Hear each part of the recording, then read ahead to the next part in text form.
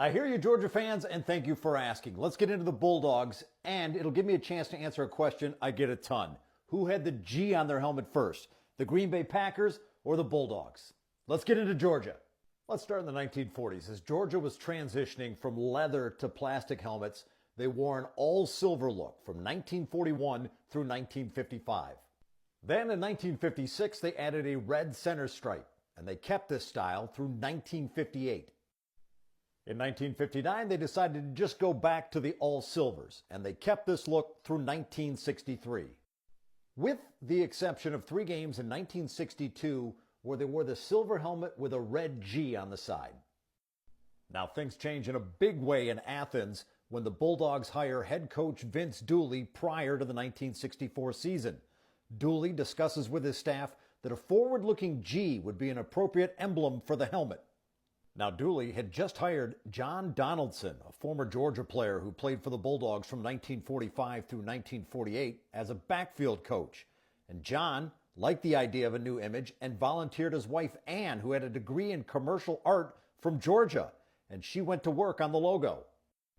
And this was the result. Georgia rolled out this look for their opener in 1964, but not before making a phone call first to Green Bay, Wisconsin.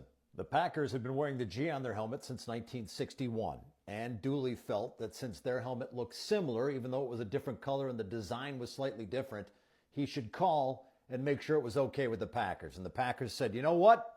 You're good to go. The Bulldogs would wear this look with a gray face mask from 1964 through 1977. In 1971, Dooley introduced helmet stickers to recognize academic and athletic achievements. The stickers at Georgia would either be white stars or white or black bones. In 1978, Georgia switches from gray face masks to white, and the look runs through 1995.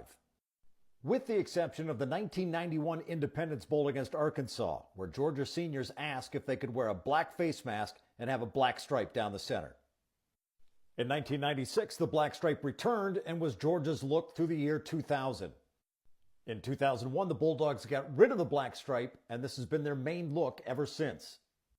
There have been a couple one-offs. In 2009, Georgia wore this look against Florida after head coach Mark Richt surprised his players in the locker room with black pants and black helmets. Then in the 2011 opener against Boise State, Georgia broke out these Nike Pro Combat uniforms. That's the story of the Georgia Bulldogs. Follow for more football helmet videos.